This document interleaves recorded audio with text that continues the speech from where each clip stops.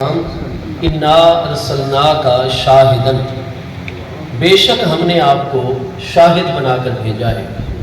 ومبشرن، اور بے شک آپ کو مبشر اور خوشخبری دینے والا بنا کر بھیجا ہے، ونذیرا، اور آپ کو اللہ تبارک و تعالی کا ڈر سنانے والا بنا کر بھیجا ہے۔ محبوب کریم علیہ السلام کی ذات بابرکات کو خطاب فرمانے کے بعد اللہ تبارک و تعالیٰ نے روئے سخن اہل ایمان کی طرف اور جن و انس کی طرف پھیر دیا، فرمایا اے لوگو، ہم نے اپنے پیارے محبوب نبی علیہ السلام کو شاہد، مبشر اور نذیر بنا کر کیوں بھیجا؟ لِتُؤْمِنُوا بِاللَّهِ وَرَسُولِهِ، تاکہ تم میرے پیارے محبوب نبی علیہ السلام کی یہ شان شاہدیت مقدسہ، شان مبشریت اور شان نذیریت دیکھ کر اللہ اور اس کے پیارے رسول علیہ السلام پر ایمان لے آؤ۔ لِتُؤْمِنُوا، لام چونکہ یہاں لام قے ہے، محبوب کریم علیہ السلام کو یہ شان عظمتیں اور کمالات دے کر بھیجے جانے کا مقصد کیا ہے؟ فرمایا تاکہ تم میرے پیارے محبوب نبی علیہ السلام کی ان تمام مبارک عظمتوں، کمالات اور خدا کا شانوں کو دیکھ کر لِتُؤْمِنُوا بِاللَّهِ وَرَسُولِهِ، تاکہ تم ایمان لاؤ اللہ اور اس کے پیارے رسول علیہ السلام پر صلی اللہ علیہ وسلم۔ یا اللہ پاک، ہم تیرے پیارے محبوب نبی علیہ السلام کی تمام عظمتوں، شانوں، کمالات کو دیکھ کر جو تیری طرف سے عطا فرمائی گئی ہیں کامل ایمان لے آئے، تیری ذات پر بھی، تیری مبارک صفات پر بھی، تیرے پیارے رسول علیہ السلام کی ذات بابرکات پر بھی ایمان لے آئے۔ اب ہمیں ایمان لانے کے بعد سب سے پہلا کون سا کام کرنا ہوگا؟ سبحان اللہ۔ اس کا جواب اگلے مبارک الفاظ میں موجود ہے۔ کئی ہمارے ایسے احباب ہوتے ہیں جن کے ذہنوں میں یہ بات پیدا ہوتی ہے کہ کلمہ پڑھنے کے بعد، ایمان لانے کے بعد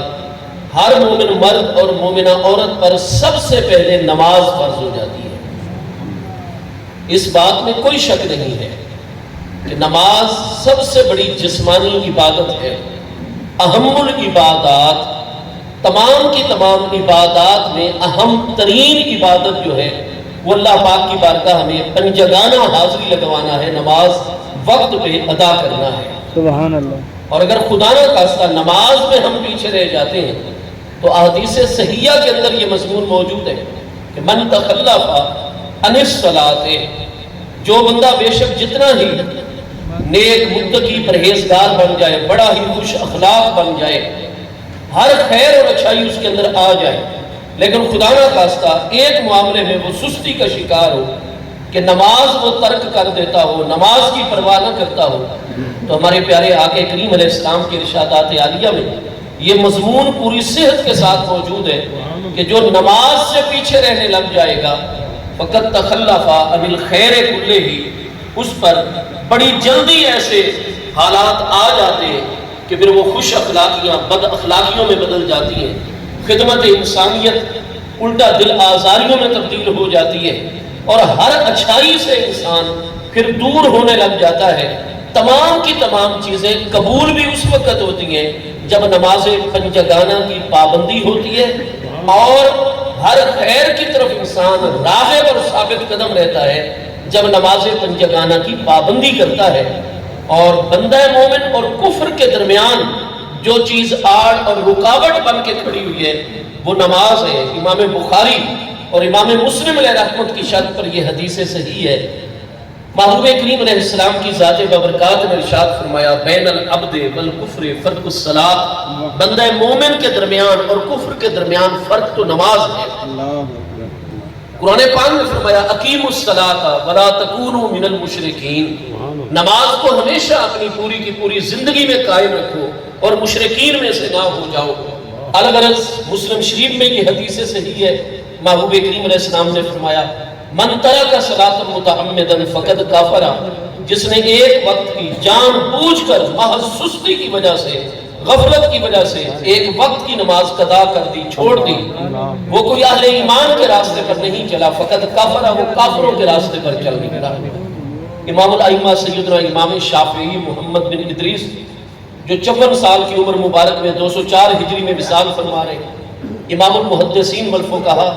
سیدنا امام الائمہ حضور سیدنا امام مالک جو 179 ہجری میں مدینہ طیبہ میں وصال فرما رہے ہیں، امام الائمہ حضور سیدنا امام احمد بن محمد بن حنبل، امام احمد بن حنبل الشیبانی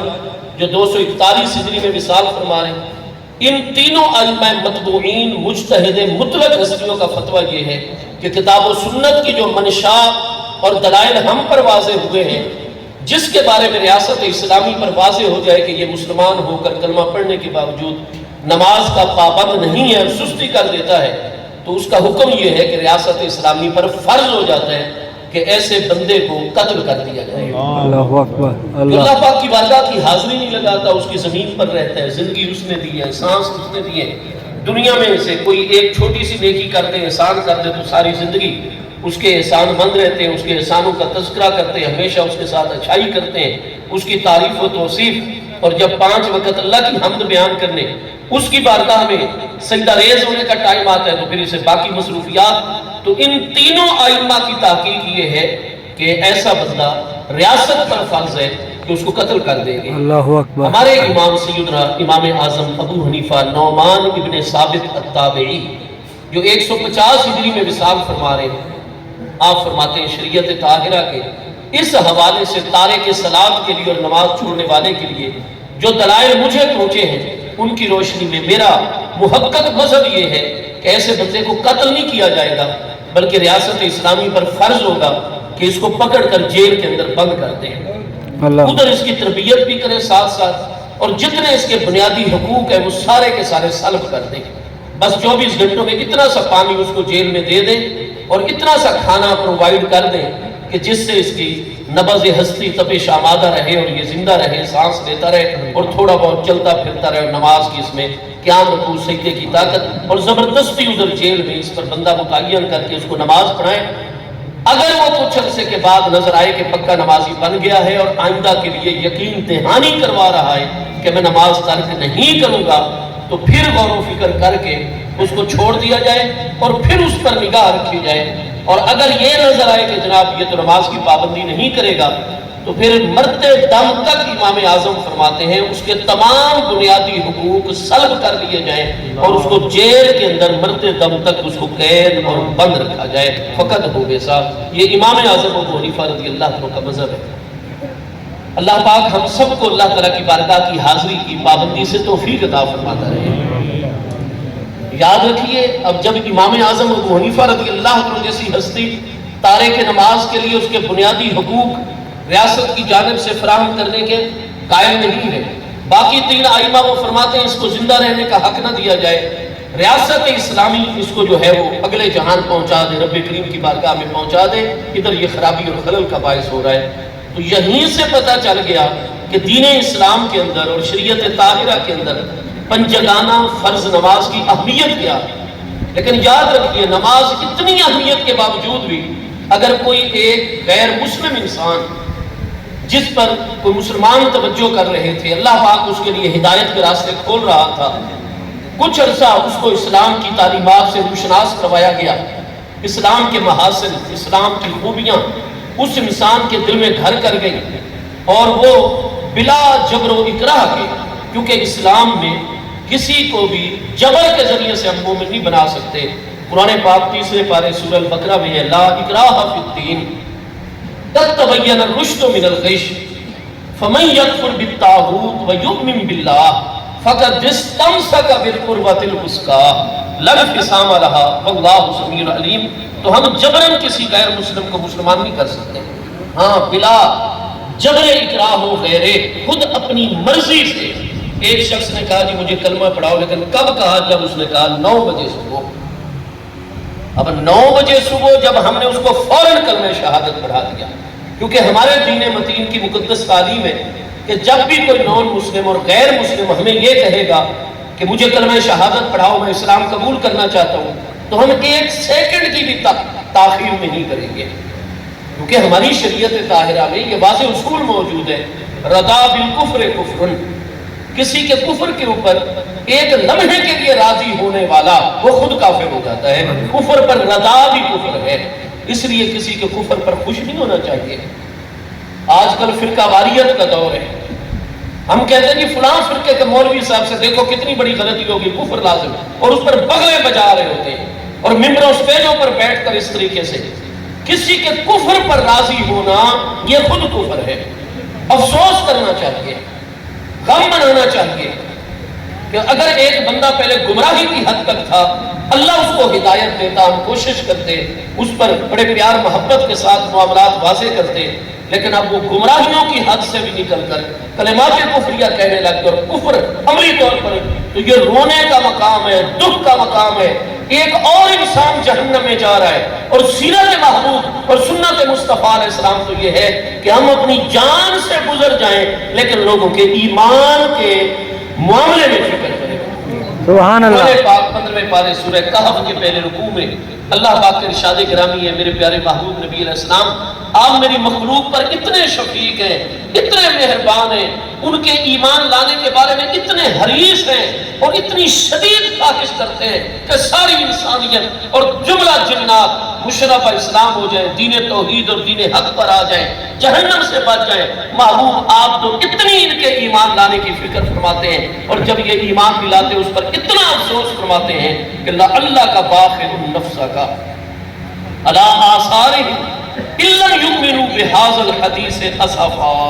یہ سورہ کہف 15ویں پارے میں اللہ پاک جل شانہ نے ارشاد فرمایا لعلہ کا باخر النفس کا علی آثارہم ان لم یؤمنوا بہذا الحدیث۔ میرے پیارے محبوب نبی علیہ السلام، میں اللہ پاک تو عملی طور پر ملاحظہ فرما رہا ہوں، دیکھ رہا ہوں کہ یقینی طور پر آپ تو اپنی جان مقدس سے گزر جائیں گے۔ نعرہ تکبیر، نعرہ رسالت، نعرہ تحقیق، نعرہ حیدری، حضور پیر طریقت غریب نواز، الحمدللہ تعالی۔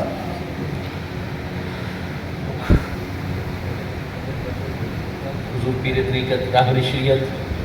حضرت قبلہ پیر محمد ابو بکر شاہ صاحب ہاشمی غریب نواز دامت برکاتہ العالیہ، اللہ پاک صحت و سلامتی کے ساتھ حضور کے سایہ عالی میں برکات کا سلسلہ جاری رکھے، آمین یا رب العالمین۔ اجازت غریب نواز پر لعلہ کا باخر النفس کا، یقینی طور پر اے میرے پیارے محبوب نبی علیہ السلام آپ تو اپنی جان مقدس سے گزر جائیں گے۔ ان لم یؤمنوا بہذا الحدیث، اگر یہ اس قرآن پر لوگ ایمان نہ لے آئے، اسفا، افسوس کرتے کرتے۔ جب لوگوں پر محبوب علیہ السلام دعوت حق واضح فرما دیتے، ان کو دعوت دیتے دلائل حق واضح کرنے کے بعد، اور وہ پھر پسوں پیش سے کام لیتے، تو ہمارے محبوب علیہ السلام کو اتنا دکھ ہوتا، اتنا افسوس فرماتے کہ اللہ پاک فرماتے محبوب ان لم یؤمنوا بہذا الحدیث، اگر یہ لوگ اس قرآن پر اللہ کی وحی پر ایمان نہ لے آئے تو میرے محبوب اللہ کا باخر النفس کا، یقینی طور پر آپ اپنی جان مقدس سے گزر جائیں گے۔ تو چونکہ ہماری شریعت طاہرہ میں اسوہ مصطفیٰ کریم علیہ السلام، سیرت طیبہ ہمارے محبوب علیہ السلام کی، اور قرآن مجید فرقان حمید کے ارشادات عالیہ یہ ہیں کہ ہم تمام کی تمام انسانیت کا فکر کریں گے اور کسی کے کفر کے اوپر ایک منٹ کے لیے بھی راضی نہیں ہوں گے، کیونکہ رضا بالکفر کفر۔ اب 9 بجے جو بندہ اسلام کی پاکیزہ تعلیمات کا مطالعہ کرتا رہا، اللہ نے اس کے لیے ہدایت کا راستہ کھول دیا، اور 9 بجے صبح اس نے آ کر کہا ہمارے اس عظیم مرکز کے اندر کہ حضور مہربانی فرمائیے، میں مومن ہونا چاہتا ہوں، مسلمان ہونا چاہتا ہوں، مجھے کلمہ اسلام پڑھائیے۔ تو ہم یہ نہیں کہیں گے کہ جناب آپ تو پہلے غیر مسلم تھے اور آپ پر تو غسل جنابت فرض ہوتا تھا، اگر آپ ان میرڈ اور غیر شادی شدہ تھے تو آپ مرد ہیں، جوان ہیں، بالغ ہیں، کبھی کبھی سوتے ہوئے آپ پر بھی غسل فرض ہو جاتا تھا، ہاں جی، احترام وغیرہ ہو جاتا تھا، اور اگر آپ میرڈ ہیں، شادی شدہ ہے، تو پتہ نہیں کتنی مرتبہ اپنے گھر والوں کے پاس جا کر آپ اپنی طبعی جنسی ضرورت پوری، اور آپ غیر مسلم ہیں اور آپ لوگوں کے ہاں تو غسل جنابت کا کوئی کانسیپٹ اور کوئی تصور اور وجود ہے نہیں، تو آپ تو پہلے ناپاک جسم کے ساتھ ہیں، آپ کے تو ہر بال کی جڑ میں اور جناب روئے کے اندر جنابت جو ہے اور پلیدگی جو ہے مانوی طور پر وہ تو اس میں سرایت کیے ہوئے ہے، لہذا جناب پہلے آپ غسل کر کے آئے اور اس کے بعد اللہ اور اس کے پیارے محبوب علیہ السلام کا نام مقدس اپنی زبان پر نہیں، اسلام کی تعلیم ہے پہلے اس کو غسل نہیں کروائیں گے، جیسے ہی وہ کہے گا فوراً کلمہ شہادت پڑھا کے اس کو داخل اسلام کر دیں گے۔ سبحان اللہ، کیا بات۔ بعد میں اس کو بڑے پیار محبت کے ساتھ یہ سارے معاملات آہستہ آہستہ سمجھاتے چلے جائیں گے، اور تربیت کے پروسیجر مراحل میں سے گزار کر اللہ کی رحمت ہوگی، اور بڑی جلدی اللہ اس کو شرح صدر کی نعمت سے نوازتا رہے گا، اور وہ دین کے معاملات کو سمجھتے چلے جائیں گے۔ اب 9 بجے جس بندے نے کہا کہ مجھے کلمہ اسلام پڑھائیے، اب کلمہ اسلام اس نے پڑھ لیا، تو کیا کلمہ پڑھنے کے بعد، ایمان لانے کے فوراً بعد اس پر نماز فرض ہو گئی کہ جناب غسل کرو، وضو کرو اور پہلے نماز پڑھو؟ نہیں، فجر کی نماز تو جیسے ہی اس دن کا سورج طلوع ہوا تھا اس کا ٹائم ہی ختم ہو گیا۔ ظہر کی نماز اس پر تب فرض ہوگی اس نئے مسلمان کے اوپر جب سورج عین سر پہ آ کے مغرب کی طرف ڈھلے گا، اور ہر چیز کے سایہ اصلی کے علاوہ جب سایہ زمین پر ظاہر ہوگا تو پھر ظہر کا ٹائم داخل ہوگا۔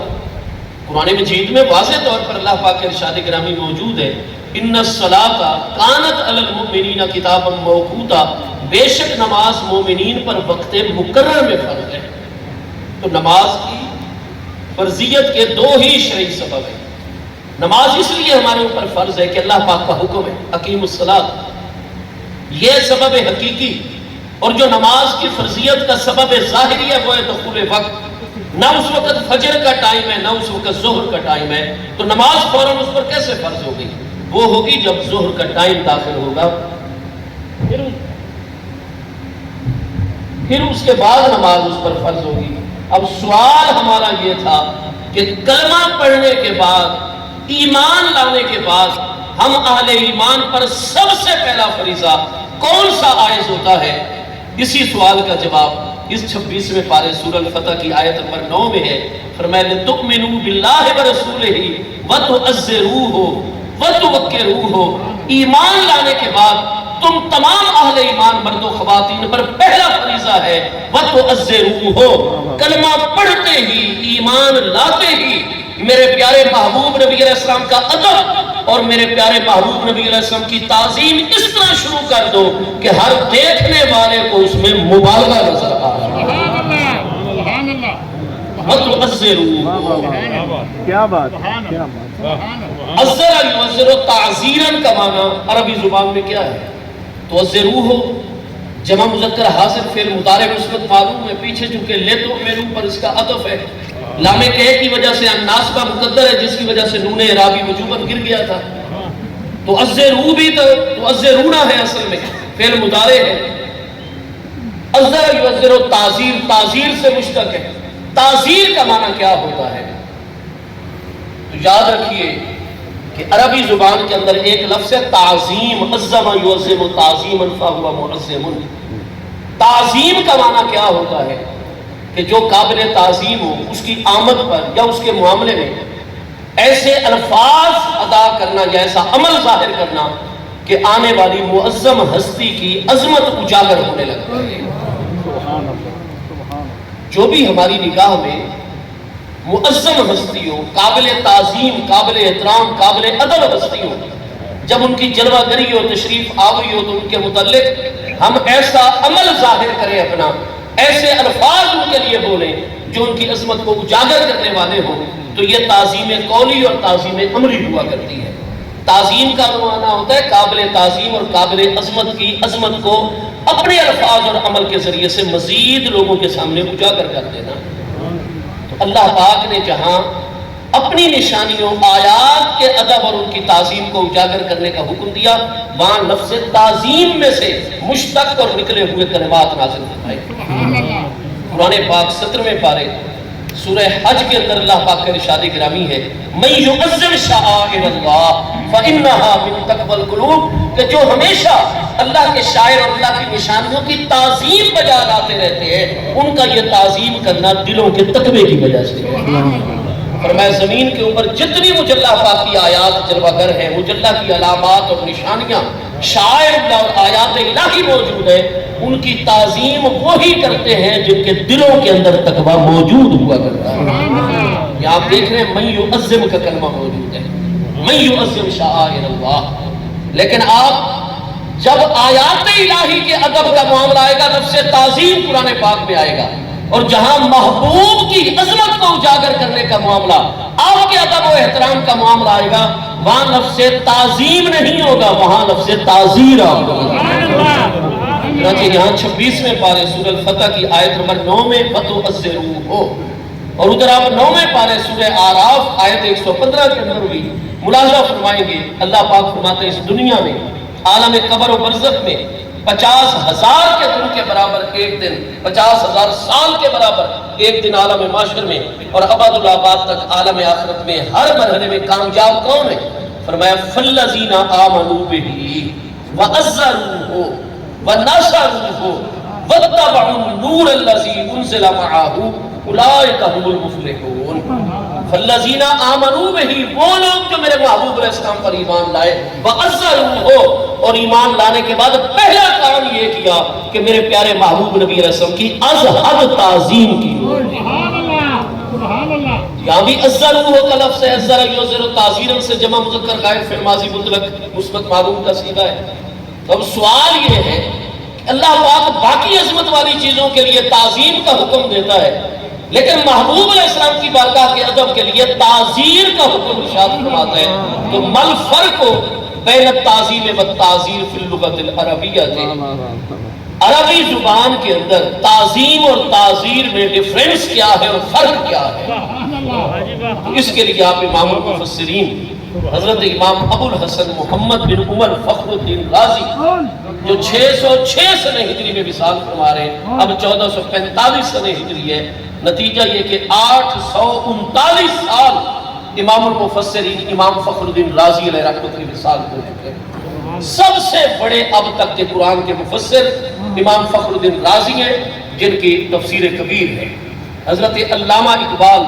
مفکر اسلام مصور پاکستان دانائے راز حکیم الامت علامہ ڈاکٹر سر اقبال علیہ رحمہ فرماتے ہیں، نہ ہو جب تک تیرے نزول، جب تک نہ ہو تیرے ضمیر پہ نزول فرقان، گرا کشا ہے نہ رازیوں کشاف۔ آپ فرماتے تو بے شک قرآن پاک کے ہر مفرد لفظ کو سمجھنے کے لیے علامہ جار اللہ زمخشری موتلی معتزلی جو 469 ہجری میں فوت ہوئے، ان کی پوری تفسیر کشاف پڑھ لو۔ جو سمجھ کر تفسیر کشاف اپنے استادوں کے فیض سے پڑھتا ہے، قرآن کے کسی ایک لفظ کا بھی معنی اور مطلب اس پر مخفی نہیں رہ سکتا۔ ایسی مفردات کی اور ایک ایک کلمے اور لفظ کی باتیں ہیں تفسیر کشاف کے اندر۔ اور دوسرا قرآن کے معانی اور مفاہیم، اس کو سمجھنے کے لیے امام رازی کی کتاب تفسیر کبیر سے بڑی کوئی اور قرآن پاک کی تفسیر نہیں ہے۔ لیکن علامہ فرماتے ہیں تجھے چاہیے کہ قرآن کو اپنے ضمیر کے اوپر بھی آتا ہوا دیکھ، ورنہ تیری گرا کشائی نہ کشاف والے کر سکتے ہیں نہ امام رازی کر سکتے ہیں۔ الغرض تفسیر کشاف اتنی بڑی تفسیر ہے، تفسیر رازی اتنی بڑی تفسیر ہے کہ حکیم الامت دانائے راز جیسی ہستیاں بطور خاص ان تفاسیر کا ذکر کر رہے ہیں۔ تو وہ مفسر جن کو ہمارے مفسرین کا قانون ہے، علامہ سید محمود آلوسی بغدادی جو 1270 ہجری میں وصال فرما رہے ہیں، صاحب روح المعانی، وہ فرماتے ہیں جہاں بھی میں اپنی تفسیر میں کسی آیت بینہ کے حوالے سے قول فیصل کے طور پر کہوں گا کہ قال الامام ہو، امام نے فرمایا، تو فرمایا لفظ الامام جب مفسرین بولتے ہیں تو اس سے مراد ہی امام المفسرین امام فخر الدین رازی علیہ رحمۃ اللہ۔ اب وہ امام المفسرین امام فخر الدین محمد بن عمر جن کا نام ہے، 606 ہجری میں 839 سال پہلے وصال فرما رہے ہیں، وہ فرماتے ہیں کہ لقد انفقت برہۃ من عمری، لقد انفقت برہۃ من عمری، میں نے اپنی عمر عزیز کا ایک بہت بڑا حصہ اس معنی کی تحقیق میں صرف کر دیا کہ عربی زبان کے اندر تعظیم اور تعزیر میں فرق کیا ہوتا ہے۔ فرماتے پھر اللہ پاک نے میری دستگیری فرمائی، مجھ پر رحمت فرمائی، من جدہ واجدہ کے تحت کہ جو خلوص دل سے منزل تک پہنچنے کی کوشش جد و جہد کرتا ہے تو رب کریم اس کے لیے راستے کھول دیتا ہے۔ تو فرمایا پھر میں نے اپنی عمر میں صرف انہی دو لفظوں میں مانوی فرق کیا ہے، تعظیم کی حقیقت کیا ہے، تعزیر کی حقیقت کیا ہے. کیونکہ یہ سوال بہت بڑا تھا قرآن پاک کی روشنی میں کہ جب باقی چیزوں کے ادب کا حکم دے تو تعظیم، اور جب آقا کریم علیہ السلام کی بارگاہ نازنین کے ادب کا حکم آئے تو تعظیم کی بجائے تعزیر کا لفظ نازل فرمایا جائے. اس میں فرق ہے. فرمایا میں جزیرہ نما عرب میں چلا گیا، کتنا عرصہ میں بکریاں چرانے والے، ریوڑ چرانے والے، جو کہ ان کی خالص زبان عربی ہوتی ہے، میں نے ان کے ساتھ رہنا شروع کر دیا، ان کی بھیڑوں بکریوں کی خدمت کی کہ کبھی یہ ایسے الفاظ بولے کہ تعظیم اور تعزیر کا معنی میرے اوپر واضح ہو جائے، فرق مجھ پر واضح ہو جائے. فرماتے پھر اللہ پاک نے میری دستگیری فرمائی، مجھ پر یہ معنی منکشف ہو گیا. خود اہل عرب، اہل حجاز کی زبان میں بھی میں نے دیہاتی عربیوں سے سمجھ لیا. اور پھر جب میں واپس آیا تو مجھے اللہ پاک نے کتاب بھیجی اپنے ایک پیارے بندے کے ذریعے سے، جو لغت عرب کے امام مبرد، جن کا پورا نام ابو الحسن حسین بن عبد الاکبر المبرد، جو بغداد شریف کے اندر 270 ہجری میں وصال فرما رہے. فرمایا ان کی کتاب اور تحریر میرے پیاس آ گئی تو میں نے دیکھ لیا کہ التعظیم ہی مطلق التعظیم والتعزیر المبالغۃ فی التعظیم. فرماتے ہیں جو تعظیم ہے وہ مطلق ادب، جیسے ہم اپنے والد گرامی کا ادب کرتے ہیں، تعظیم بجا لاتے ہیں، اپنے استاذ ذی وقار کی تعظیم بجا لاتے ہیں، امی جان کی، اپنے شیخ کریم کی، آیات الہی اور شاعر اللہ کی، یہ وہ جو انسانوں کے اندر فرمایا متداول ہے، انسانوں کے اندر جاری و ساری ہے، یہ تعظیم ہے. عظمت کو اجاگر کرنا اپنے الفاظ یا عمل کے ذریعے سے. لیکن تعزیر وہ تعظیم ہوتی ہے، تعزیر وہ تعظیم ہوتی ہے کہ جس تعظیم اور ادب میں پورا پورا مبالغہ دیکھنے والوں کو نظر آ. فرمایا میں نے اپنی زندگی کا اتنا بڑا ایک حصہ خرچ کرنے کے بعد میں اس نتیجے کے اوپر پہنچا کہ التعزیر ہی المبالغۃ فی التعظیم ہے. لہذا فرمایا میں اب تفسیر میں یہی معنی لکھ رہا ہوں کہ وَتُعَزِّرُوهُ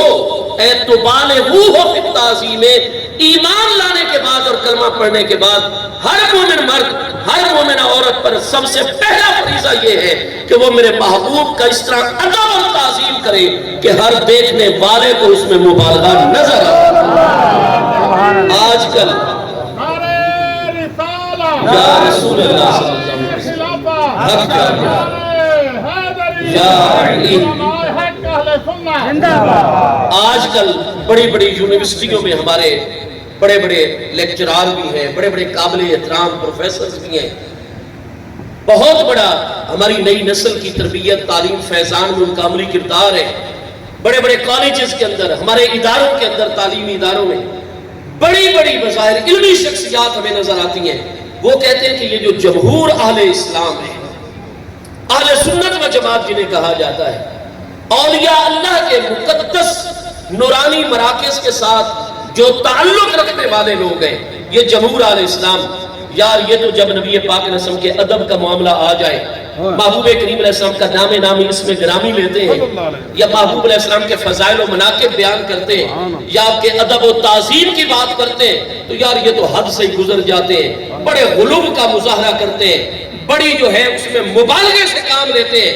ہم کہتے ہیں کہ ہم پر الزام نہیں، یہ ہم پر حقیقت کا معاملہ ہے، اور ہم اس پر پریشان نہیں ہوتے، ہم اس پر پریشرائز نہیں ہوتے، ہمیں اس پر کوئی دکھ نہیں ہوتا، بلکہ ہم دل و جان سے اللہ پاک کا شکر بجا لاتے ہیں کہ اللہ پاک تیرا شکر عظیم ہے، تو نے اپنے پیاروں کے صدقے ہمیں اس جماعت میں پیدا فرمایا ہے جو واقعی نبی علیہ السلام کا ادب اور آپ کے فضائل و مناقب کی بات کرے تو مبالغے سے کام لیتے ہیں. کیونکہ اگر مبالغے سے کام نہیں لیا جائے گا تو اللہ کے حکم تو عزروہ پر عمل کس طریقے سے ہوگا.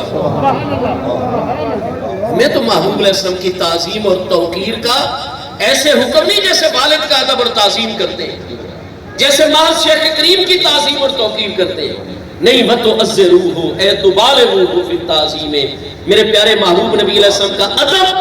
اس طرح کرو کہ دیکھنے والوں کو اس میں مبالغہ ہی مبالغہ نظر آ رہا. آئیے آخر میں ہم محبوب کریم علیہ السلام کے پیارے نورانی اہل بیت اطہار رضوان اللہ تعالیٰ علیہ مجمعین کی پاکیزہ بارگاہیں، محبوب کریم علیہ السلام کے تربیت یافتہ اکابرین، سابقین، اولین، مہاجرین و انصار، صحابہ اکرام رضوان اللہ تعالیٰ علیہ مجمعین کہ جن پاکیزہ بارگاہوں کے متعلق قرآن پاک 11واں پارہ سورہ توبہ کی آیت نمبر 100 میں اللہ پاک کے ارشاد گرامی ہے وَالسَّابِقُونَ الْأَوَّلُونَ مِنَ الْمُهَاجِرِينَ وَالْأَنصَارِ وَالَّذِينَ اتَّبَعُوهُمْ بِإِحْسَانٍ رضی اللہ عنہم ورضوا عنہ۔ اللہ پاک ارشاد فرماتے ہیں جتنے میرے پیارے محبوب کریم علیہ السلام کے پیارے غلام سابقین، اولین ہیں، مہاجرین ہیں، انصار، فرمائیں سب سے اللہ پاک راضی ہو چکا ہے، ان سب کو اپنی بارگاہ میں مقام قرب الرضا پر فائز فرما چکا ہے۔ والذین اتبعوہم بإحسان، گفتگو کے ایک لفظ کا مول بھی نہیں۔ نعرہ رسالہ، علماء اہل سنت، آستانہ عالیہ سیار شریف زندہ باد، زندہ باد۔ حضور کرم، بہت کرم نوازی، بہت کرم نوازی۔ آستانہ عالیہ گوڑا شریف زندہ باد، آستانہ عالیہ شیعہ شریف زندہ باد، آستانہ عالیہ توشہ شریف زندہ باد۔ حضور کرم، صاحب صلی اللہ علیہ وسلم، آمین آمین۔ صلی اللہ علیہ وسلم۔ رات میں آپ کو فون کر کے یہ موضوع دینا چاہتا ہوں۔ حضور کی کرم نوازی ہے کہ میرے دل پر ایسی تجلی ڈالی ہے کہ جو حضور چاہتے ہیں۔ رات میری موضوع کے لیے حضور کا سبحان اللہ، سبحان اللہ، اور میری خواہش ہے کہ مجھے صحابی سے پڑھوں۔ سبحان اللہ۔ حضور کی ارسال کا کرم ہے اور حضور غریب نواز میرے آقا کے خاندان آلی وقار کی کرم نوازی ہے۔ نعرہ تکبیر، نعرہ رسالہ، یا رسول اللہ، نعرہ حیدری، نعرہ غوثیہ، لجپال لجپال، لجپال لجپال، لجپال لجپال، لجپال لجپال۔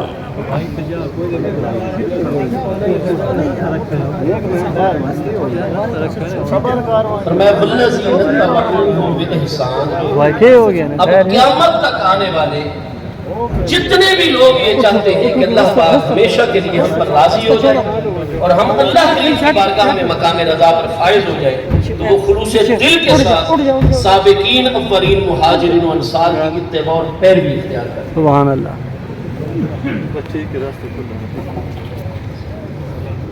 نعرہ تکبیر، نعرہ رسالہ، نعرہ خلافت۔ خوش قسمتی ہے میرے آقا کریم علیہ التحیات و تسلیم کی پیاری آل طیب اور اولاد امجاد میں سے حضور پیر طریقت رہبر شریعت سید السادات حضرت قبلہ پیر سید محمد شمیم صابر صاحب صابری غریب نواز دامت برکاتہ العالیہ آپ کی جلوہ گری ہوئی۔ اللہ پاک صحت، سلامتی، قوت و عافیت کے ساتھ آپ کے سائے عالی میں برکات کا سلسلہ جاری رکھے اور آل رسول علیہ السلام کے فیوز و برکات ہمیشہ ہمیشہ اللہ پاک ہم سب کے شامل حال فرمائے، آمین یا رب العالمین۔ ہم نے محبوب کریم علیہ السلام کے پیارے اہل بیت اطہار رضوان اللہ تعالیٰ علیہ مجمعین اور محبوب کریم علیہ السلام کے پیارے صحابہ اکرام رضوان اللہ تعالیٰ علیہ مجمعین کی سیرت طیبہ سے جاننا ہے کہ محبوب کریم علیہ السلام کا ادب اور محبوب کریم علیہ السلام کی تعظیم وہ کتنے مبالغے کے ساتھ کرتے ہیں۔ آپ صحیح بخاری شریف کی پہلی جلد صفحہ 96 کتاب الصلاۃ میں، صحیح مسلم شریف کی دوسری جلد صفحہ 179 صحیح سند کے ساتھ حضرت سیدنا سہل بن سعد الساعدی رضی اللہ عنہ سے مروی حدیث سے صحیح موجود ہے کہ جب ہمارے پیارے آقا کریم علیہ التحیات و تسلیم نے مدینہ طیبہ میں اپنی مسجد شریف، مسجد نبوی شریف علی صاحب السلام میں نماز ظہر کی آپ نے جماعت کروا دی تھی۔ نماز کے متعلقات سے آپ فارغ ہوئے تو حضور سیدنا بلال بن رباح بلال حبشی اپنے پیارے مؤذن جو حضرت سیدنا امیر المومنین ابو بکر صدیق رضی اللہ تعالیٰ عنہ کے آزاد کردہ غلام ہیں، سیدنا بلال کو آپ نے طلب فرمایا، پیارے بلال ظہر کی نماز ہم نے ادا کروا دی، اب آگے نماز عصر آنی ہے، لیکن قباء شریف کی جانب قبیلہ بنی عوف بن عبد الرحمن کے دو ہمارے غلاموں کے اندر ذرا آپس میں شکر رنجی ہو گئی ہے، اختلاف ہو گیا ہے، اور ہمیں قرآن پاک کا حکم ہے۔ قرآن پاک میں واضح 26ویں پارے سورہ مقدسہ الحجرات کی آیت نمبر 9 میں اللہ پاک کا ارشاد گرامی انما المؤمنون اخوۃ فاصلحوا بین اخویکم، تمام کے تمام اہل ایمان، گورے ہوں، کالے ہوں، عربی ہوں، اجمی ہوں، دنیا کے جس خطے میں جغرافیائی طور پر رہتے ہو، تمام کے تمام اہل ایمان بھائی بھائی ہیں۔ اور فرمایا جب بھی دو بھائیوں میں اختلاف ہوا کرے اور معاملہ پھر مخالفت تک اور بڑی آگے شدت اختیار کرے اور نقصان کا خطرہ ہو، تو جتنے اس علاقے کے مؤثر اثر والے مسلمان ہونے چاہیے، ان پر فرض ہے کہ اصلحوا بین اخویکم، اپنے بھائیوں کے درمیان صلح پیدا کروا دیا کرو۔ اور قرآن پاک نے فرمایا وَالصُّلْحُ خیر، صلحوں کے اندر خیر ہی خیر میں اللہ نے رکھ دی ہے۔ یہاں خبر کا حمل مبتدا کے اوپر ہے، وَالصُّلْحُ خیر، صلحوں کو اللہ پاک نے سراپے خیر قرار دیا ہے۔ تعلیم عطا فرمائیے کہ جب دو فریق آپس میں جھگڑ پڑے اور اگر اس علاقے میں آل رسول علیہ السلام تمہارے پاس قدم رجیہ فرمائے، علماء ربانیین تمہارے پاس آئے، پیر و مرشد کا حکم آ جائے، پیغام آ جائے، ہمارے سیاسی سماجی قائدین اور رہبران اگر اس میں تشریف لیں اور تمہیں کہے کہ صلح کی طرف آؤ، تو اللہ پاک فرماتے ہیں صلح سے انکار نہ کرنا، کیونکہ صلح سے انکار ہر خیر سے محرومی کی طریقہ۔ فرمایا صلح سے پیچھے نہ ہٹنا، پھر ان کی بات مان لینا۔ اور ظاہر ہے کہ صلح تب ہی ہو سکتی ہے جب ایک فریق کو کوئی 1 انچ آدھا انچ اپنے موقف سے پیچھے ہٹنا پڑے گا، اپنے رویے میں لچک اور نرمی لائے گا تو صلح ہوگی، ورنہ تو صلح نہیں ہوگی۔ لہذا فرمایا تم دونوں فریقوں میں سے جس کو بھی ایک قدم پیچھے ہٹنا پڑے وہ اپنے رویے میں لچک اور نرمی پیدا کرے، صلح سے انکار نہ کرے۔ الصلح خیر، فرمایا سال بعد میں گزرے گا وہ جو تمہیں تھوڑا سا پیچھے ہٹنے سے کوئی مالی نقصان ہوا تھا، علاقے میں شہرت اور عزت پر کوئی فرق آیا تھا، کوئی بھی نقصان ہوا تھا، سال بعد میں گزرے گا، میں اللہ پاک اس سے ہزاروں گنے زیادہ برکتیں، رحمتیں، نعمتیں تمہیں عطا فرماؤں۔ سبحان اللہ، وَالصُّلْحُ خیر، صلح تو سراپے خیر ہے۔ سبحان اللہ۔ مومن کبھی صلح سے پہلو تہی نہیں کر سکتا، صلح سے ادھر ادھر نہیں ہو سکتا۔ حضور مولا کائنات اگر صرف جنگ صفین میں 1 گھنٹہ اور کاروائی جاری رکھتے تو کوئی بھی سامنے نہ رہتا، سب سامنے جام شہادت روش بنا دیتے اور حضور مولا مرتضیٰ کا پرچم پورے عالم اسلام پہ لہرا جاتا، لیکن صلح کا جھنڈا اٹھایا گیا۔ فرمایا اب مجھے جتنا نقصان ہو جائے میں قرآن کے فرمان سے ادھر ادھر نہیں جا سکتا، صلح ہی کرو۔ کیا بات ہے، اتنے مشکل مرحلے میں جبکہ آپ ریاست کے سربراہ ہیں، آپ کو ہر اختیار حاصل ہے، قرآن آپ کو اجتہادی طور پر یہ مرتبہ دیتا ہے، حضور امیر المومنین، مولا المسلمین، خاتم الخلفاء، امام الاولیاء، سیدنا مولا مرتضیٰ، شیر خدا، شاہ مشکل کشا، کرم اللہ تعالی وجہ الکریم کی بارگاہ اقدس کو کہ اگر آپ کا اجتہاد یہ کہے کہ نہیں یہ کوئی سیاسی حکمت عملی ہے جس کے باعث اب یہ جھنڈا اٹھایا جا رہا ہے اور ہم صلح کی طرف نہ آئے، بلکہ یہ جہاد قرآن کے حکم پر ہو رہا ہے، جہاد کو اختتام تک پہنچا دیں، آپ ذرا بھی گناہگار نہ ہوتے، آپ سے ذرا بھی اللہ پر مواخذہ نہ فرماتا، کیونکہ آپ صاحب ریاست ہیں، اس وقت آپ امیر المومنین ہیں، محبوب کے جانشین ہیں۔ لیکن فرمایا ٹھیک ہے، ایک طرف میرا اجتہاد ہے اور ایک طرف قرآن کا کلمہ وَالصُّلْحُ خیر ہے، اور میں علی تو میرے محبوب کا فرمان ہے القرآن مع علی وعلی مع القرآن، صلح سے امیر المومنین نے پہلو تہی نہیں فرمائی۔ ہم سب کے لیے درس ہے اگر ہم ان بارگاہوں کے سچے غلام ہیں تو۔ سبحان اللہ۔ اور صلح کے معاملے کو محبوب علیہ السلام نے اتنی اہمیت عطا فرمائی، چاہتے تو پیغام بھیج دیتے میرے دونوں لڑنے والے غلاموں میری بارگاہ میں مدینہ طیبہ میں آؤ، تم دونوں کا موقف سن کے ہم صلح کریں، لیکن نہیں، آپ نے خود اتنے میل سفر ارشاد اختیار فرمایا اور وہاں قدم رنجہ فرمایا، فرمایا ہم وہاں تشریف لے کر جا رہے ہیں، ان میں صلح کروانی ہے، اگر ہم ٹائم پہ فارغ ہو گئے تو خود آ کر عصر کی جماعت کروائیں گے، اگر تاخیر ہو گئی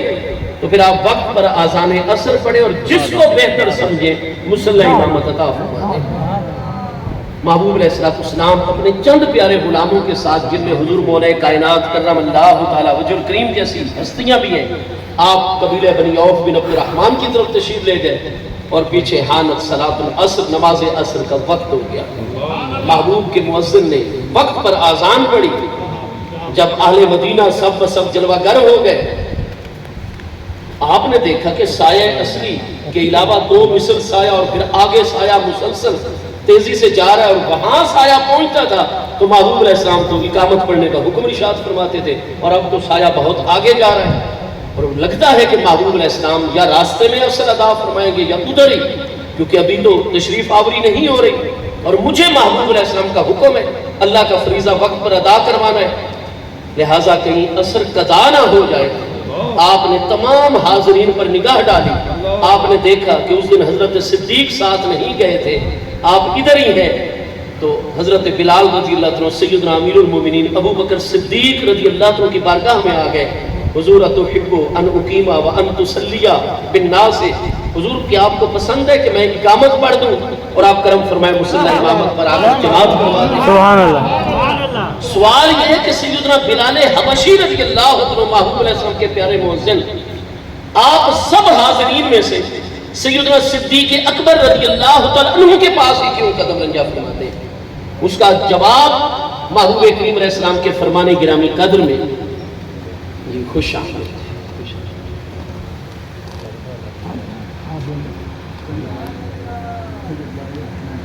ماشاءاللہ ماشاءاللہ۔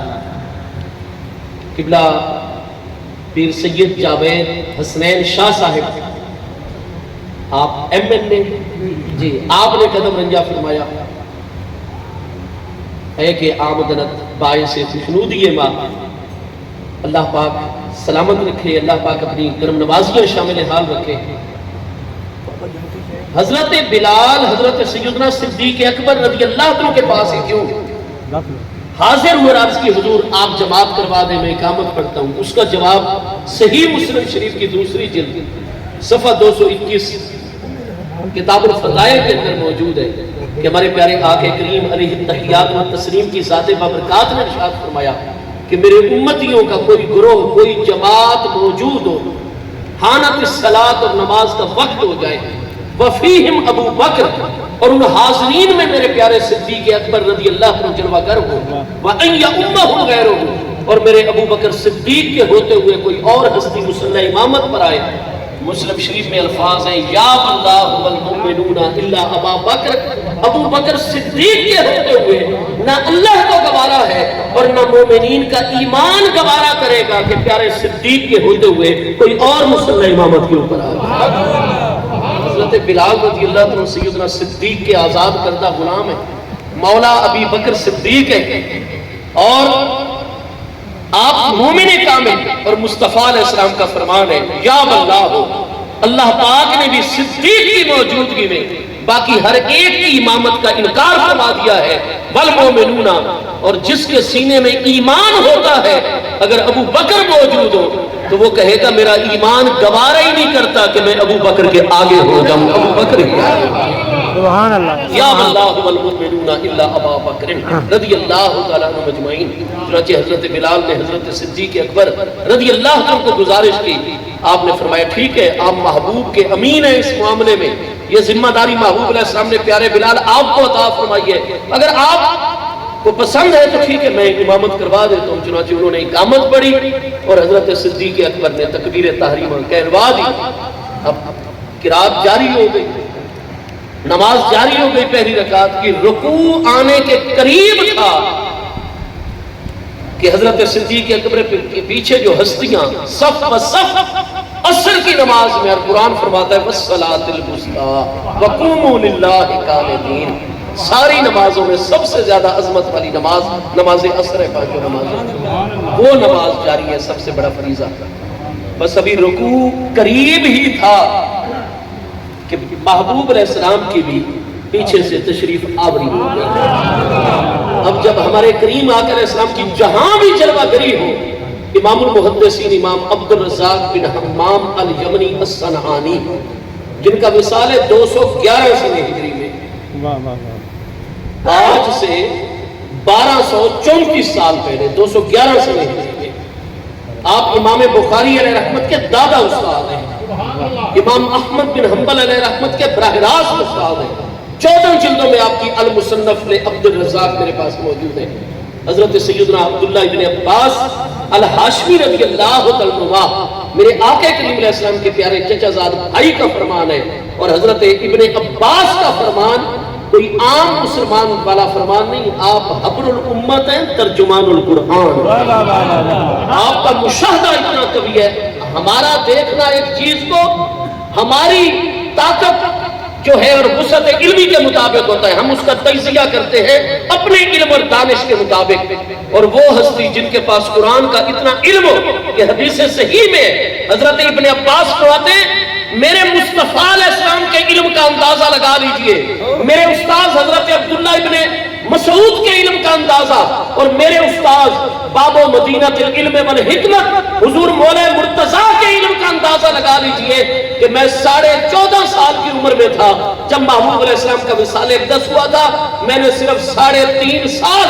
نبی علیہ السلام کی شاگردی کی ہے، اور میرے پاس قرآن کا اتنا علم ہے، لو دعا اکال بعیر لی لوجدتہ فی کتاب اللہ، اگر میرے اونٹ کی گھٹنا باندھنے والی رسی گم ہو جائے تو میں اپنے خدام کے ذریعے نہیں تلاش کرواتا، میں قرآن کا حافظ قاری اور عالم ہوں، لوجدتہ فی کتاب اللہ، قرآن مجھے بتا دیتا ہے کہ میرے اونٹ کی گمشدہ رسی کس مقام پر ہے۔ کیا بات، سبحان اللہ سبحان اللہ۔ قرآن پاک کے 20ویں پارے سورہ نمل آیت نمبر 75 میں اللہ پاک کے ارشاد گرامی ہے، ما من غائبۃ فی السماء والارض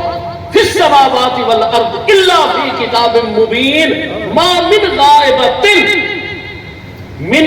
ما جو ہے کلمہ نفی ہے، من غائبۃ، غائبۃ پر تنوین برائے تنکیر ہے، نکرہ تحت النفی و عموم کا فائدہ دیتا ہے، ما من غائبۃ، فرمایا چاہے کوئی آسمانوں کا غیب ہے چاہے کوئی زمینوں کا غیب ہے، الا فی کتاب مبین، اس کتاب مبین قرآن کے اندر ہم نے بیان سبحان اللہ۔ تبیان لکل شیء ہے، تفصیل لکل شیء ہے۔ الغرض اگر حضرت ابن عباس کا علم اتنا ہے کہ وہ اونٹ کی گمشدہ رسی کو قرآن میں سے دیکھ لیتے ہیں تو یہ شان ہے خدمت گاروں کی، سرکار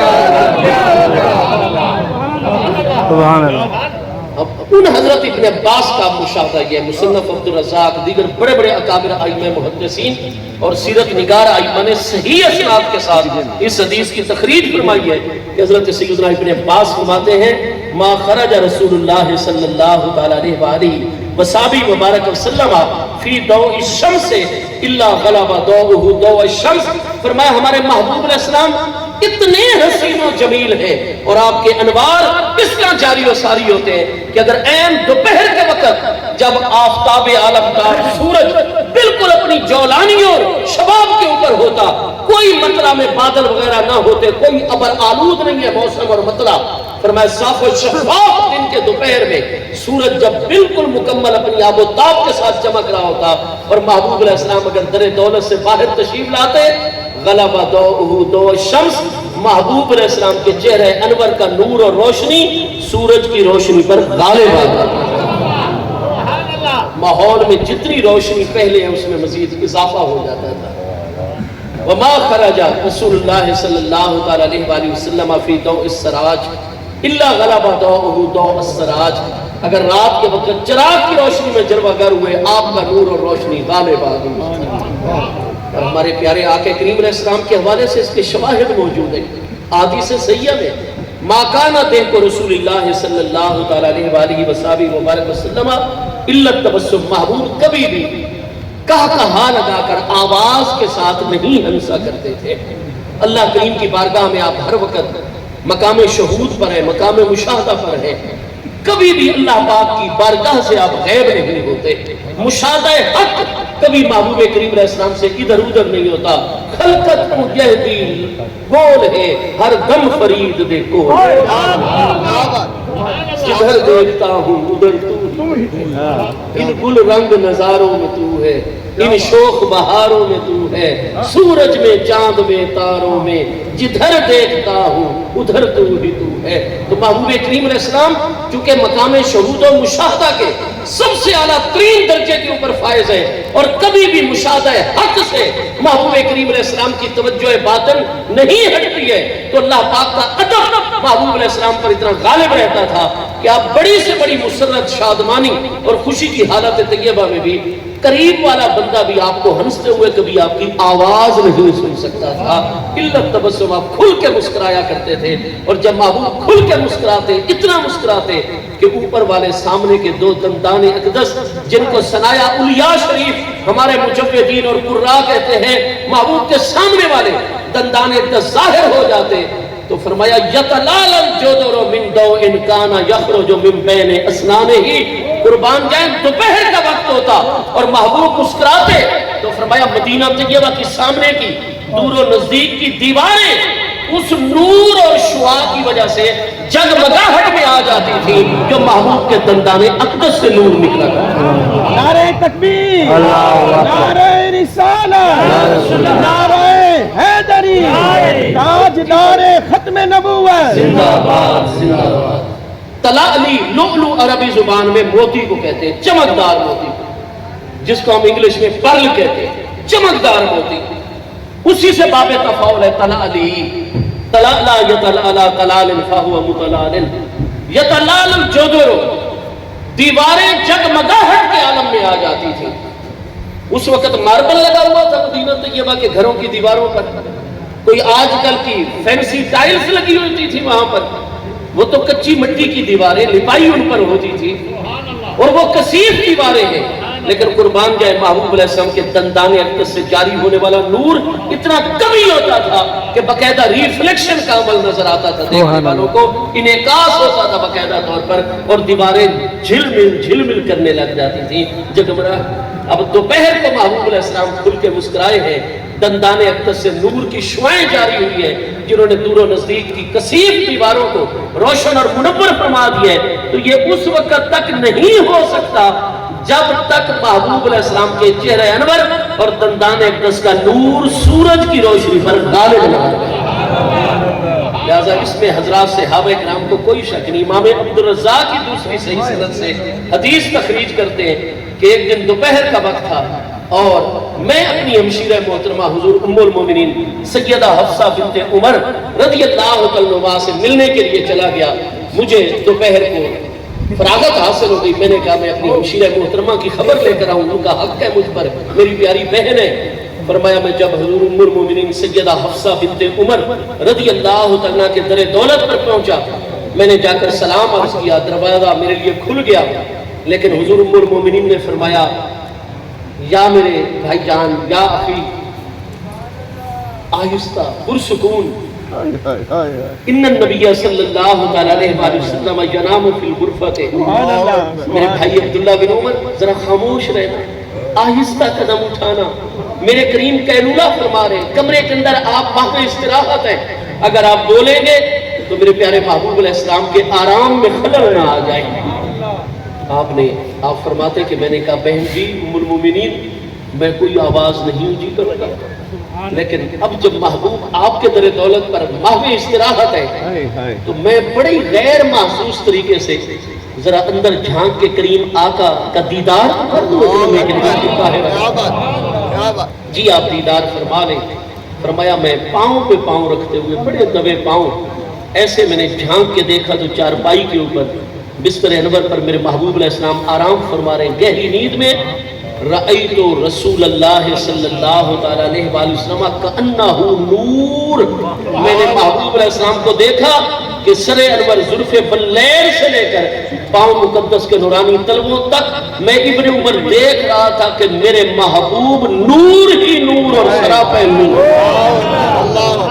ہمارے آقا سراج منیر ہے، نور عطا کرنے والا، عالمین کو نور عطا کرنے والا سورج ہے. قرآن نے سراج منیر سورہ احزاب میں قرار دیا. محبوب وہ سورج ہے جو ظاہر کو بھی منور فرماتے ہیں، باطن کو بھی. تو جیسے ہی محبوب علیہ السلام کی تشریف آوری ہوئی، تمام پیارے آخری صف والے صحابہ کرام پر واضح ہو گیا ہمارے کریم آقا کی جلوہ گری ہو گئی. اب دیکھیے مبارکہ فی التعظیم. پیارے صحابہ کرام سوچ سکتے ہیں کہ یہ نماز ہے، پنجگانہ نماز کی حاضری ہے، اللہ کی بارگاہ کی حاضری ہے، اور نماز سے بڑی کوئی عبادت نہیں. اور محبوب پر بھی نماز اثر فرض ہے. آپ کی جلوہ گری ہو گئی ہے تو آپ جہاں پیچھے مناسب جگہ ملے گی ہمارے کریم آقا بھی نماز ادا فرما دیں گے. لیکن نہیں، پیارے صحابہ کرام وہ تعظیم میں مبالغہ، ادب میں مبالغہ، عین حالت نماز میں جیسے ہی محبوب کی جلوہ گری سے ظاہر و باطن روشن ہو گیا، ماحول سپہر کے وقت جتنا اس وقت روشن تھا اور روشنی زیادہ ہو گئی، محبوب کی خوشبو مقدس کی جلوہ گری ہو گئی۔ جیسے ہی واضح ہوا کریم آقا کی آمد ہوئی، فوراً پچھلی صف والے صحابہ کرام سمٹ گئے، محبوب کے لیے راستہ بنایا، وجعلوا التصفیق، اور اپنے دائیں ہاتھ کی ہتھیلی بائیں ہاتھ کی پشت پر زور زور سے مارنا سب نے اجتماعی طور پر شروع کر دی، تاکہ آوازیں پیدا ہوں اور اگلے نمازیوں کی بھی توجہ ہو جائے کہ کریم آقا کی آمد ہو۔ اب یہ نماز کے عالم میں مجبوری یہ تھی، بول نہیں سکتے تھے، آواز کے ذریعے سے اگلوں کو، کیونکہ حالت نماز میں تھے۔ جعلوا التصفیق، دائیں ہاتھ کی ہتھیلی بائیں ہاتھ کی پشت پر زور زور سے مارنی شروع کر دی تاکہ آوازیں پیدا ہوں۔ این نماز کے عالم میں مسجد میں آوازیں اونچی کرنا جائز ہوتا ہے؟ آپ نماز میں کھڑے ہوئے، اپنی توجہ بھی آپ ہٹائے کھڑے ہیں، محبوب علیہ السلام کے لیے سمٹ گئے، اور اب تصفیق کیوں کر رہے ہیں؟ ہاتھوں پر ہاتھ زور زور سے کیوں مار رہے ہیں؟ آوازیں کیوں پیدا کر رہے ہیں؟ تاکہ اگلے نمازیوں کی توجہ بھی نماز میں سے نکلے اور ادب محبوب وہ بھی سمٹ جائے اور محبوب کے لیے آگے راستہ بنتا چلا جائے۔ مجھے یہ بتائیے، مسجد میں اللہ کے گھر میں آوازیں اونچی کرنا یہ جائز ہے؟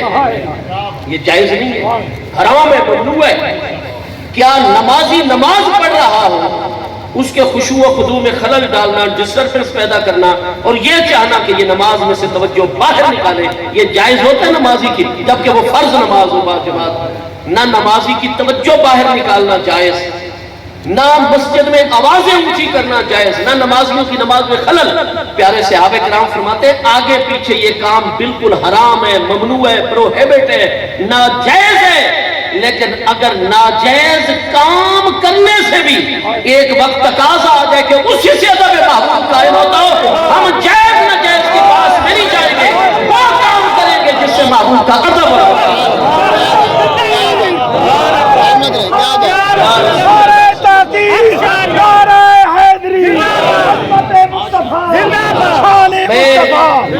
طالب العلم حضور پیر سیال لجپال کے در کا سنگ اور بھیکاری، ان فاضلین کہ جو یہ کہتے ہیں کہ جی میلاد مناتے ہوئے کہاں لکھا ہوا ہے بدعت، ناجائز ناجائز۔ میرے فاضل بھائیوں، تم نے رفع یدین کروانا ہو تو پھر تمہیں بخاری یاد آ جاتی ہے، امام کے پیچھے فاتحہ کا مسئلہ ہو بخاری شریف اٹھا کر پڑھنے لگ جاتے ہو، اونچی آمین کا مسئلہ ہو بخاری شریف، اور تمہیں تمام پیارے اہل بیت اطہار اور تمام پیارے صحابہ کرام کا یہ اجماعی اتفاقی مجمع علیہ متفق علیہ اصول نظر نہیں آتا کہ جب بارگاہ محبوب کا معاملہ آ جائے تو ناجائز ممنوع کام کے ذریعے سے بغیر محبوب کا ادب قائم ہوتا، ہم ادب محبوب کو تعظیم مصطفیٰ۔ نماز میں ادب کرنا کیا یہ ادب میں مبالغہ نہیں ہے؟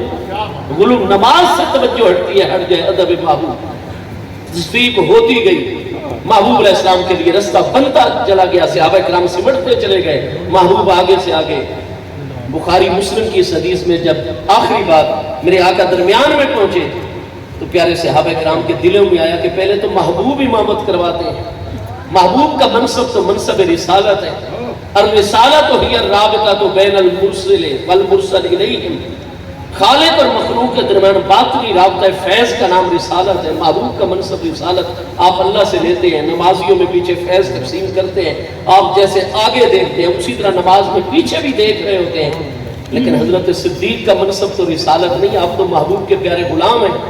اور حضرت صدیق کے بارے میں آگے اسی جگہ بخاری شریف میں الفاظ ہیں، کانا ابو بکر لا یلتفت یمینا و شمالا اذا صلی، حضرت صدیق وہ صاحب حضوری، صاحب شہود و مشاہدہ ہستی ہے کہ جب وہ اللہ اکبر فرما کر نماز شروع کر دیتے پھر کچھ بھی ہو جاتا دائیں بائیں ان کی توجہ نہیں جایا کرتی تھی، وہ اللہ کے حسن مطلق کے انوار و تجلیات میں اس طرح مستغرق ہو جاتے تھے۔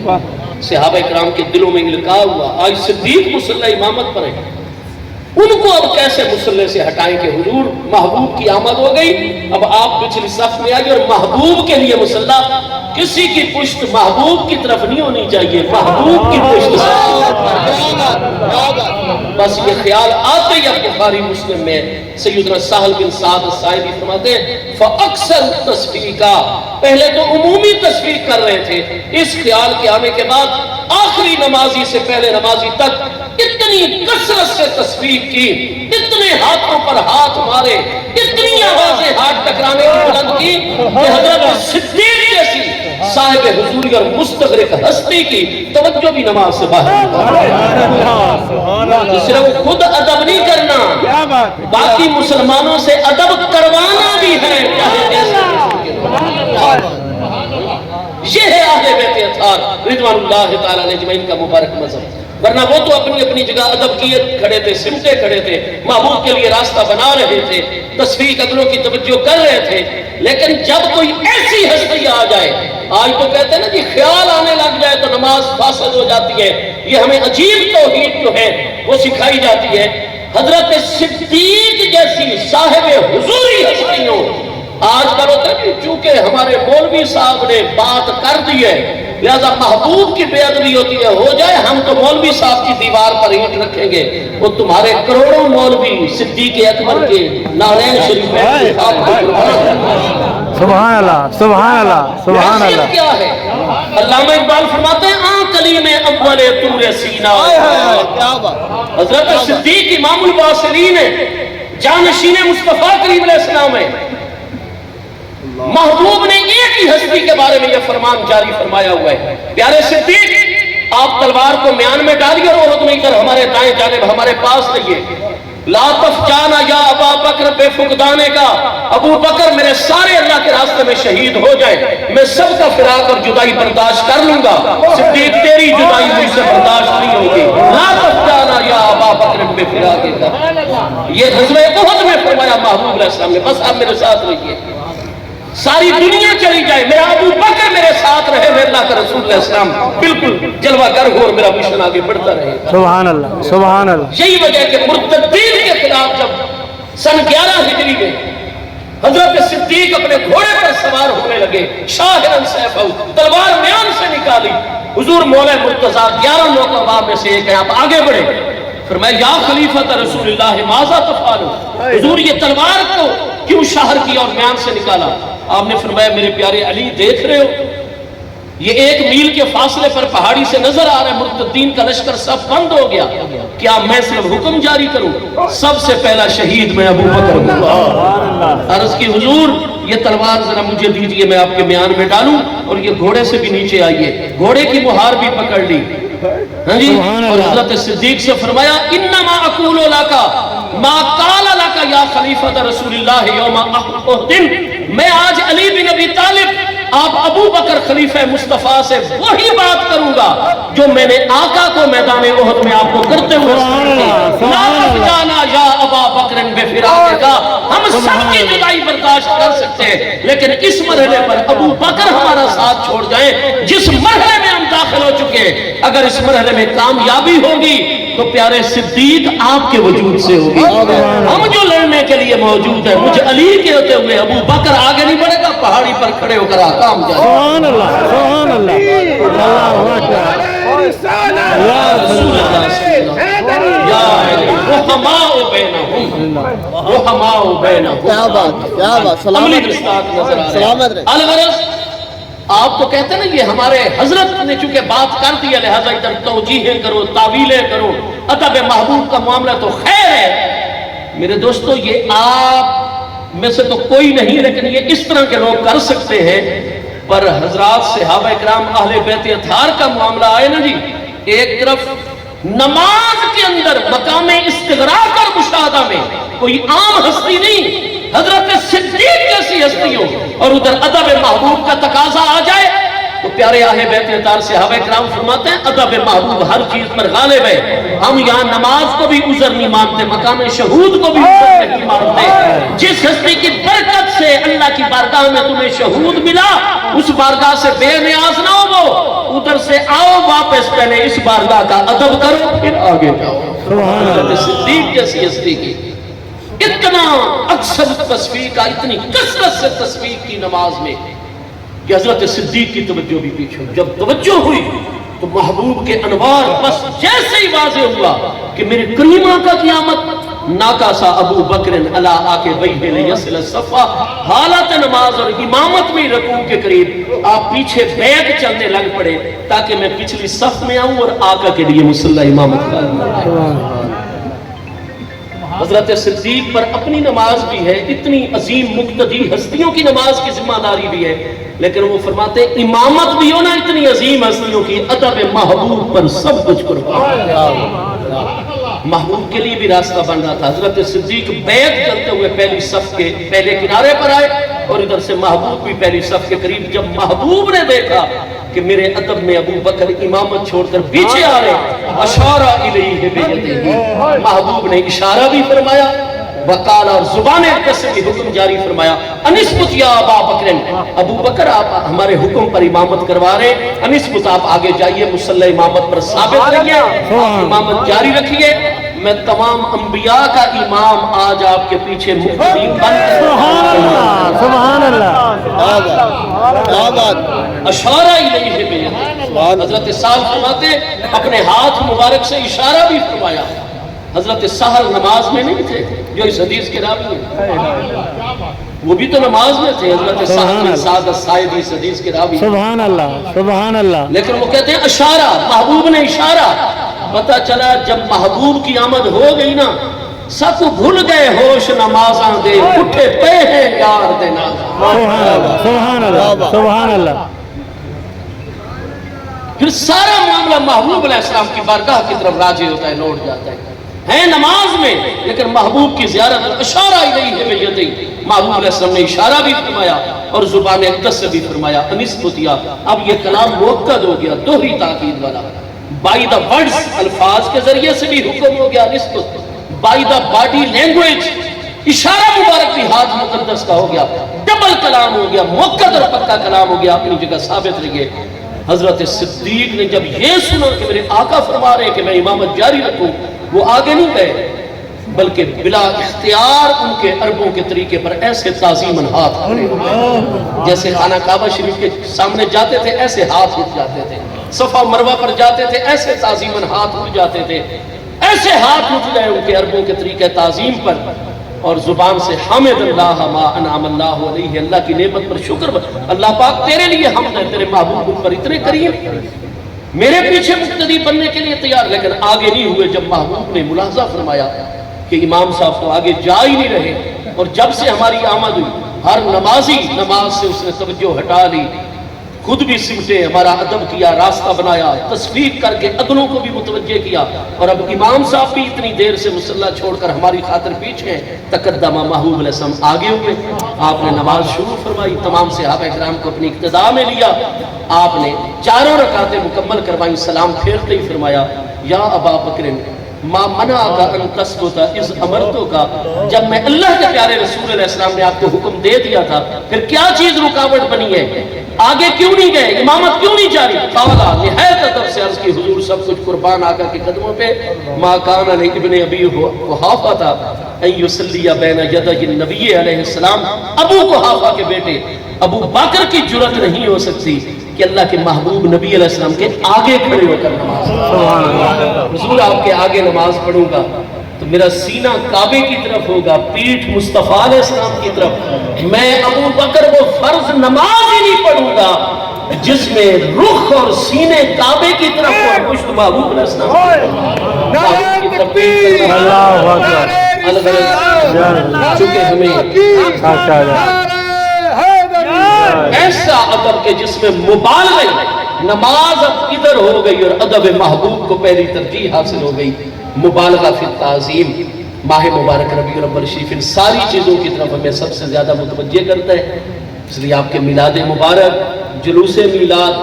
ہم یہ چراغاں، جھنڈیاں، رونقیں، یہ سارا کچھ جو ہے یہ محبوب کی ادب اور تعظیم میں اور آپ کی بارگاہ سے اظہار محبت میں۔ اللہ پاک ہم سب کی حاضری قبول و منظور فرمائے اور ہمارے اس آستانے فیض نشان،